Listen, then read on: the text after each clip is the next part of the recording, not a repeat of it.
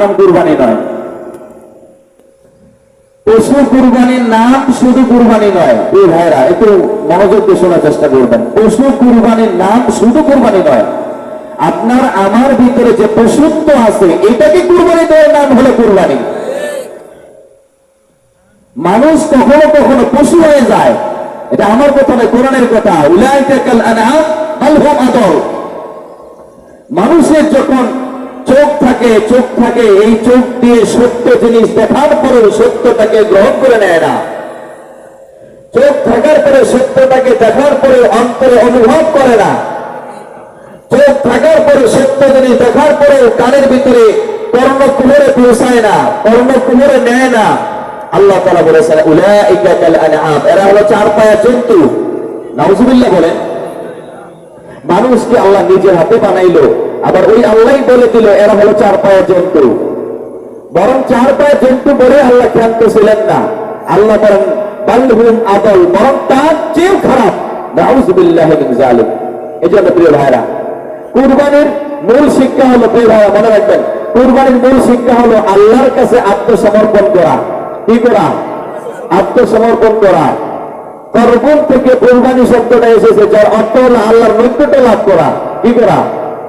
আল্লাহর নৈকট্য লাভ করা। আল্লাহর হাবিব সাল্লাল্লাহু আলাইহি সাল্লাম কাবা ঘরের ভিতরে আসরের নামাজে সেজদায় গেছেন। আল্লাহর নবী যখন সেজদায় গেলেন, কাবা ঘর থেকে একটু দূরে আবু জেহেল তার দলবল নিয়ে মিটিং করতেছে। এমন সময় দৃষ্টি দিলেন আল্লাহর নবীর দিকে, দেখে আল্লাহর নবী সেজদায় চলে গেছে। প্রিয় ভাইরা, আল্লাহর নবীর সেজদা আর আমাদের সেজদা কি এক? আমরা সেজদায় গিয়ে দোকানের হিসাব করি, বাড়িতে ছাগল বাইন্দা আসছি, গরু ক্ষেতের ভিতরে বাইন্দা আসছি, এটার হিসাব করি। কিন্তু আল্লাহর নবী যে সেজদা, এটা আপনার আমার মতো সেজদা নয়। আল্লাহর হাবিব যখন সেজদায় যাইতেন, মুস্তাতারাত বিত-তাওহীদ, আল্লাহর হাবিব আল্লাহর একত্ববাদের সঙ্গে বিলীন হয়ে যাইতেন। আল্লাহর নবী আসরের নামাজে সেজদায় চলে গেলেন। এমন সময় আবু জেহেল বলল, ওই যে মুহাম্মদ সেজদায় চলে গেছে, তোমাদের মধ্যে কে আছো ওই যে পাশে উটের বাজার, যেখানে উট জবাই করা হয়, উটের নারী বুড়িগুলো আইনা মুহাম্মদের মাথার উপরে চাপায় দাও। নাউজুবিল্লাহ বলেন। মুহাম্মদের মাথার উপর চাপায় দাও। কেউ রাজি হলো না। একজন হতভাগা ওরা গোপাল নিকৃষ্ট প্রাণী। মনে রাখার চেষ্টা করবেন, আল্লাহর নবীর শত্রুর নামটা খেয়াল রাখার দরকার আছে না নাই? নাম হলো উতবা ইবনে আবি মুআইদ। এই লোকটা উটের নারী ভরে এনে আল্লাহর নবীর সেজদারত মাথার উপরে উটের নারী ভুঁড়িগুলি চাপাই দিলেন। আল্লাহর নবী কণ্ঠাসা হয়ে গেল, মাথা উঠাতে পারে না। খবরটা চলে গেল মা ফাতেমা রাদিয়াল্লাহু তাআলা আনহার কাছে। মা ফাতেমার বয়স তখন মাত্র 9 থেকে 10 বছর বয়স। মা ফাতেমা চিৎকার দিয়ে বাবা বাবা বলে চিৎকার দিয়ে কাবার প্রান্তরে চলে আসলেন। আসার পরে ছোট মানুষ বহু কষ্ট করে আল্লাহর নবীর মাথা থেকে উঠে নারী বুড়িগুলি নামাইলেন। আর দেখলেন আল্লাহর নবীর চেহারা লাল বর্ণ হয়ে গেছে। আল্লাহর হাবিবের চোখগুলি রক্ত জমাট হলে যেরকম হয় এরকম হয়ে গেছে। আল্লাহর নবীর এই চেহারা দেখে মা ফাতেমা সহ্য করতে পারলেন না। মা ফাতেমা আল্লাহর কাছে হাত বাড়াই দিয়ে বলতেছেন, আল্লাহ, আমার বাবা এতদিন তাদের সমাজে বসবাস করেছে, কোনদিন তো আমি দেখি নাই কাউকে কষ্ট দিতে, নির্যাতন নিপীড়ন করতে, কারো উপর আঘাত করে নাই, কোনো কিছু করে নাই। এরপরেও কেন আমার বাবাকে এই কাফেররা নির্যাতন নিপীড়ন করছে? মা ফাতেমা যখন আল্লাহর কাছে হাত বাড়াই দিলেন, এমন সময় আল্লাহর নবী মা ফাতেমার হাতটাকে নিচে নামাই দিয়ে বললেন, ফাতেমা রে, তুমি হলো আল্লাহর নবীর মেয়ে, আমার মেয়ে। নবীর মেয়েরা যদি আল্লাহর কাছে হাত বাড়াই দেয়, আল্লাহ তাআলা তার হাত কখনো ফিরাই দিবে না।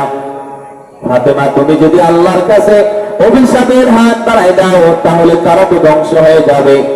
ওরা যদি ধ্বংস হয়, আমি নবী কাদের কাছে ইসলামের দাওয়াত পৌঁছাই দিব? আল্লাহর নবী বাড়িতে চলে গেলেন। এমন সময় আল্লাহর নবীর মন ভাঙা আপন চাচা নিকট আত্মীয়রা এইভাবে সেজদারত মাথার উপরে উঠে নারী করে চাপাই দিয়েছেন, মনটা ভাঙ্গা। এমন সময় আল্লাহর পক্ষ থেকে জিবরিল আমিন এসে আয়াত নাজিল করে ইব্রাহিম আলাইহিস সালাতু ওয়াস সালামের জীবনীকে শোনাই দিলেন। আর বললেন, হাবিব স্মরণ করুন ওই সময়ের কথা। ওয়াইয বিতালা ইব্রাহিম রাব্বুহু বিকালিমাতিন ফাতাম্মাহুন্না। হাবিব স্মরণ করুন ওই সময়ের কথা, যেই সময়ে আল্লাহর খলিল ইব্রাহিমকে আল্লাহ তাআলা কয়েকটা কঠিন ঈমানের পরীক্ষা নিয়েছিলেন। আর ইব্রাহিম প্রত্যেক পরীক্ষায় সর্বোচ্চ গোল্ডেন এ প্লাস পেয়েছিল। সুবহানাল্লাহ। ইব্রাহিম প্রত্যেক পরীক্ষায় গোল্ডেন এ প্লাস পেয়েছিল। পরীক্ষাগুলো ছিল তাওহীদের পরীক্ষা। কিসের পরীক্ষা? তাওহীদের পরীক্ষা। ইব্রাহিম নবীর প্রথম পরীক্ষা হলো তাওহীদের পরীক্ষা। ইব্রাহিম আলাইহিস সালাম দেখলেন তার জাতি কওমরা মূর্তি পূজা করে। ইব্রাহিম আলাইহিস সালাম বললেন, ক্বালা আতা'বুদুন, তোমরা কি এমন জিনিসের ইবাদত করো, মা তানহিতুন, যেই জিনিসগুলো তোমরা নিজ হাতে বানাও, এগুলা জিনিসের কেন ইবাদত করো? আল্লাহু খালাকাকুম, বস্তুত আল্লাহ আমাকে আপনাদেরকে বানাইছেন। ওমা তা'মালুন, এবং যেগুলো আপনারা তৈরি করছেন এগুলাকেও আল্লাহ তাআলা তৈরি করেছেন। সাত আকাশ সাত জমিনের মালিক আল্লাহ। অতএব গোলামি যদি করতে হয়, ইবাদত যদি করতে হয়, তাহলে ইবাদত করব কার? ভাই বলেন। আল্লাহর ইব্রাহিম তাওহীদের দাওয়াত দিলেন। অতএব যখন তাওহীদের দাওয়াত দিলেন, সকলেই মিলে পরামর্শ করলেন। ইব্রাহিম আমাদের ধর্মের ভিতরে আগুন ঢুকাই দিল। ইব্রাহিম আমাদের পূর্বপুরুষদের ধর্মের উপরে চোখকালি মাখাই দিল। অতএব সবাই মিলে সিদ্ধান্ত নিল, ইব্রাহিমকে আগুনের মধ্যে নিক্ষেপ করো। ইব্রাহিমকে আগুনের মধ্যে নিক্ষেপ করবেন। ইব্রাহিম একটি বারের জন্য বিচলিত হলেন না, দুঃখ প্রকাশ করলেন না, একটি বারের জন্য ভয় পাইলেন না আগুনের মধ্যে তাকে নিক্ষেপ করবে। আপনি আমি যদি জানি আমাকে একটু পরে ইমানের জন্য আগুনে নিক্ষেপ করবে, একটু হলে আমাদের ইমান, আমাদের ভিতরে ভয় থাকবে, ঠিক কিনা বলেন? ভয় থাকবে কিনা? যদি পরিপূর্ণ তাওয়াক্কুল করতে পারি, কিন্তু পরিমাণ ভয় রাখা যাবে না। সুবহানাল্লাহ। ইব্রাহিম আলাইহিস সালামের ইমান কেমন ছিল? আমরা কি ইব্রাহিমের মতো ইমান অবিচল অটল রেখে সামনের জিন্দেগি পরিচালনা করবো? রাজি আছি তো ইনশাআল্লাহ? ইমানের পথে অবিচল থেকে আমাদের মরণ যেন হয়। পারবেন বলতে? ইমানের পথে অবিচল থেকে আমাদের মরণ যেন হয়। তোমারই কাছে মিনতি আমার, দয়াময়, ইমানের পথে অবিচল থেকে আমাদের মরণ যেন হয়। বলেন আমিন। ইব্রাহিম আলাইহিস সালামকে আগুনের মধ্যে নিক্ষেপ করবেন, কিন্তু যেই মিন জানি কাঠের কামানের মধ্যে ইব্রাহিম আলাইহিস সালামকে উঠালেন, কাঠের কামানের ভিতরে নিক্ষেপ করবেন, কিন্তু কাঠের কামানকে এত ধাক্কায় যায় না। আল্লাহর পক্ষ থেকে রহমতের ফেরেশতারা কাঠের কামানকে পিছন থেকে টেনে ধরেছে। শয়তান দাড়ি টুপি জুব্বা পাগড়ি লাগাইয়া শয়তান এসে বলতেছে, নমরুদ, ইব্রাহিমকে যদি আগুনে নিক্ষেপ করতে চাও তাহলে কি করতে হবে শুনে রাখো।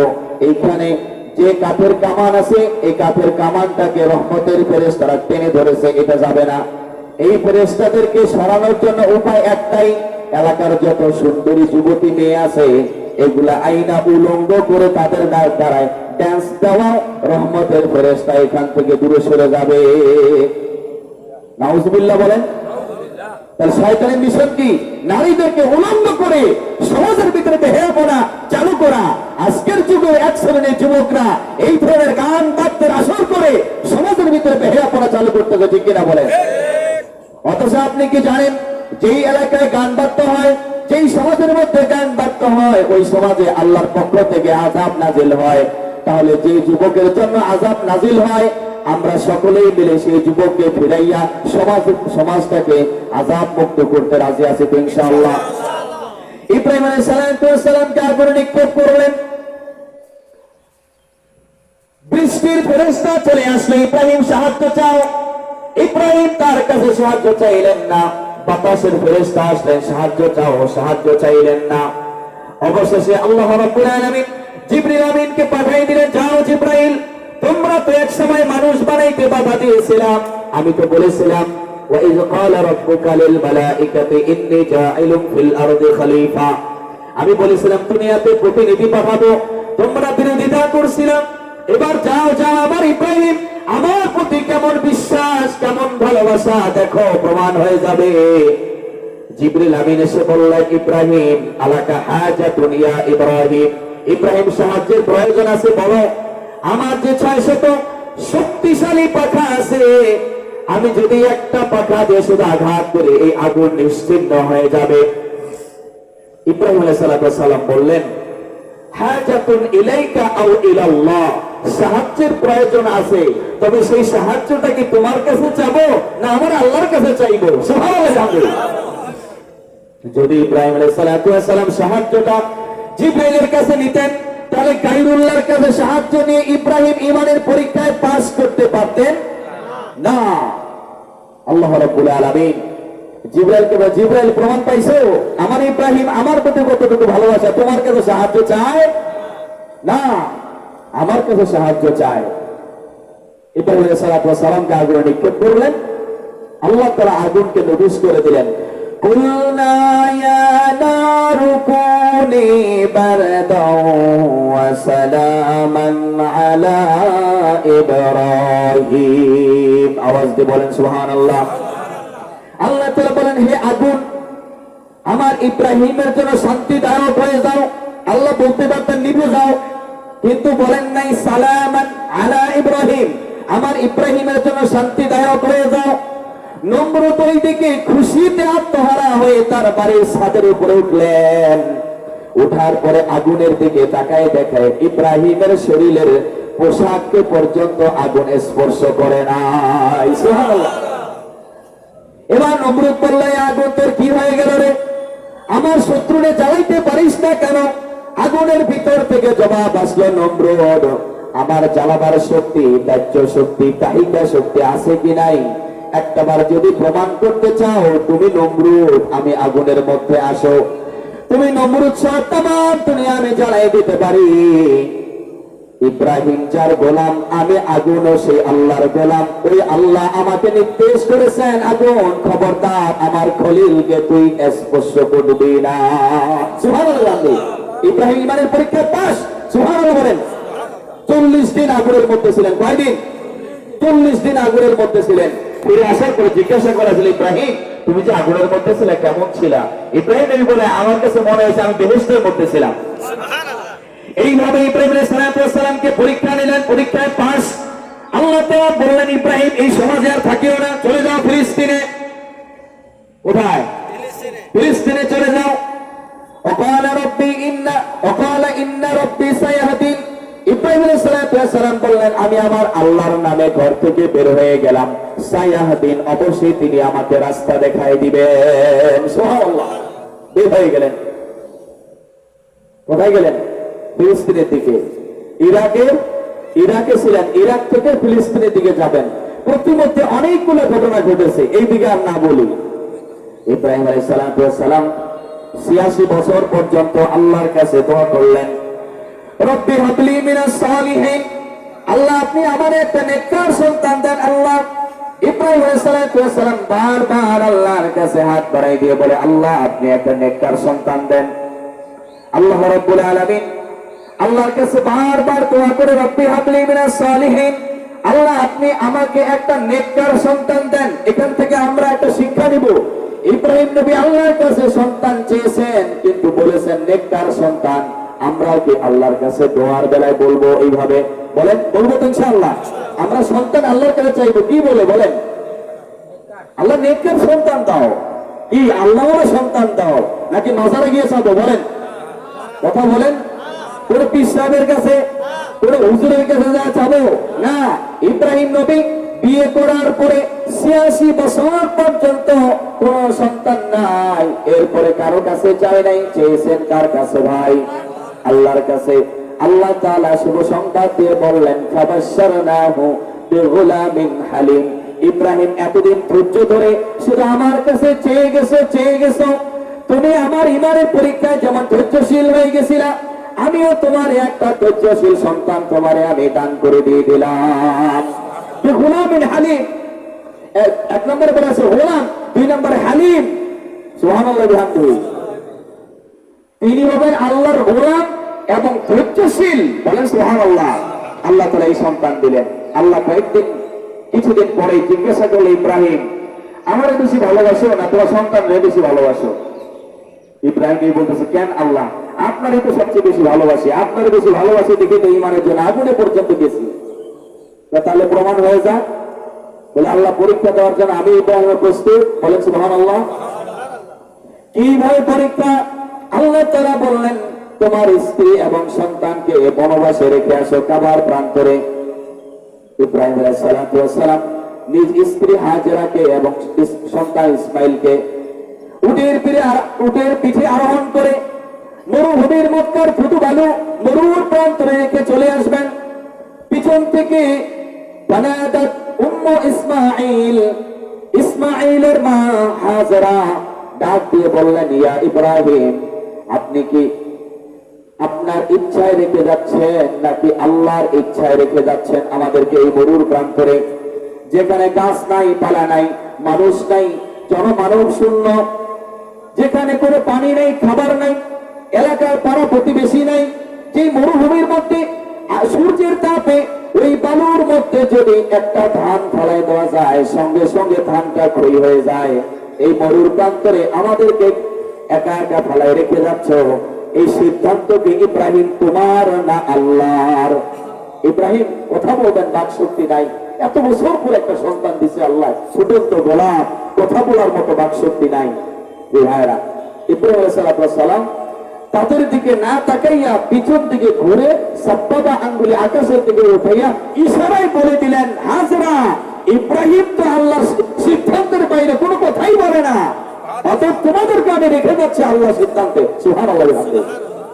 মা হাজরা কি বললেন? মা হাজরা বললেন, ইব্রাহিম চলে যান, কোনো চিন্তা নাই, ওয়াকাদ ফাদাইতু নাফসি লিল্লাহ। আপনি যেমন আল্লাহর পরীক্ষায় খলিলুল্লাহ হয়ে গেছেন, আমি হাজেরাও আল্লাহর উপরে তাওয়াক্কাল করে আমিও পরীক্ষায় পাস করতে চাই। সুবহানাল্লাহ। সেখানে দীর্ঘদিন থাকলেন। জানেন আপনারা এখানকার ঘটনা আপনারা জানেন, সংক্ষেপে বলি। সেখানে দীর্ঘদিন থাকলেন, খাবার শেষ হয়ে গেল, যে খাবার দেওয়া হয়েছিল খাবার শেষ। খাবার যখন শেষ হয়ে গেল, শিশু ইসমাইল পেটের ক্ষুধায় কান্না করে মা হাজেরা নিজের ভিজা জিহ্বাটা ইসমাইলের মুখে দেয়। মায়ের জিহ্বা টেনে টেনে ইসমাইল সাবিহুল্লাহ বেঁচে থাকে। এরপরে পানি নাই, মা হাজেরার কণ্ঠ শুকায় গেল। মা হাজেরা সন্তানের জন্য একবার সাফার দিকে দৌড়ায়, আরেকবার মারওয়ার দিকে দৌড়ায়। এখানে অনেক সম্মানিত আমার পিতৃতুল্য অনেক মুরব্বী হাজী সাহেব বাবাজিরা আমার আছেন। আপনাদের বয়স যদি ৭০ হয়, ওই সাফা এবং মারওয়া পাহাড়ের কাছে গিয়ে দৌড়াদৌড়ি করা লাগে কিনা ভাই? লাগে কিনা? মা হাজেরা পানির জন্য দৌড়াদৌড়ি করেছিলেন। এখন হাজী সাহেবরা সেইখানে গিয়ে দৌড়াদৌড়ি করে। হাজী সাহেবদের এখানে পানির প্রয়োজন আছে, দৌড়াদৌড়ি কেন করে? করার কারণ হলো আল্লাহর একজন প্রেমিক মা হাজেরা একজন নবীর জন্য পানির জন্য দৌড়াদৌড়ি করেছিলেন। আল্লাহ রাব্বুল আলামিন মা হাজেরার এই দৌড়টাকে এত পছন্দ করলেন। আল্লাহ রাব্বুল আলামিন বলেন, ইন্নাস সাফা ওয়াল মারওয়াতা মিন শাআইরিল্লাহ। নিশ্চয়ই সাফা এবং মারওয়া এই দুইটা পাহাড় আমি আল্লাহর নিদর্শন। সুবহানাল্লাহ। হজের ৬টা ওয়াজিবের একটা ওয়াজিব হলো সাফা মারওয়ায় দৌড়াদৌড়ি করা। কোন হাজী সাহেব যদি সাফা মারওয়া দৌড়াদৌড়ি না করে, তাহলে ওয়াজিব তরকের কারণে তার হজ অপরিপূর্ণ থেকে যায়। মা হাজেরা দৌড়াদৌড়ি করলেন, ৭ বার দৌড়াদৌড়ি করলেন। এসে দেখে ইসমাইল যাবিহুল্লাহর পায়ের গোড়ালি থেকে পানির ফোয়ারা জারি হয়ে গেল। সুবহানাল্লাহ। মা হাজেরা এসে দেখলেন পানির ফোয়ারা জারি হয়ে পানি মরুভূমির দিকে চলে যাচ্ছে। মা হাজেরা ছিল সিরিয়ার লোক। কোথাকার বলেন? সিরিয়ার লোক। ওনার মাতৃভাষা ছিল সুরিয়ানি ভাষা। উনি তখন সুরিয়ানি ভাষায় বললেন, জম জম, পানি থেমে যা, থেমে যা, এই পানির জন্য অনেক কষ্ট করছি, পানি অপচয় হচ্ছে, থেমে যা পানি। সঙ্গে সঙ্গে পানি স্থল হয়ে গেল। বলে সুবহানাল্লাহ। চতুর্দিকে তিনি বাঁধলেন। আল্লাহ তাআলা মা হাজেরার এই শব্দটাকে এত পছন্দ করলেন, কুয়ার নাম রেখে দিলেন জমজম। বলেন সুবহানাল্লাহ। এই পানির এত মর্যাদা হাদিস শরীফে এসেছে, আল্লাহর হাবিব সাল্লাল্লাহু আলাইহি সাল্লাম বলেছেন, মাউল জমজম লিমা শরিবা বিহি, যে ব্যক্তি যে নিয়তে যে রোগের জন্য ওই পানিটা পান করবে, ওই নিয়ত ওই রোগটাকে আল্লাহ তাআলা ভালো করে দিয়ে দিবেন। সুবহানাল্লাহ। সম্মানিত হাজিরিন, ঈদের দিন দুইটা কাজ আল্লাহর কাছে সবচেয়ে পছন্দনীয়। এক, কুরবানি করা। দুই, আল্লাহর রাস্তায় দান করা। আমরা দান করবো তো ইনশাআল্লাহ। প্রত্যেকে দান করেন। এটা আমাদের উন্নয়নের জন্য আপনারা সকলে দান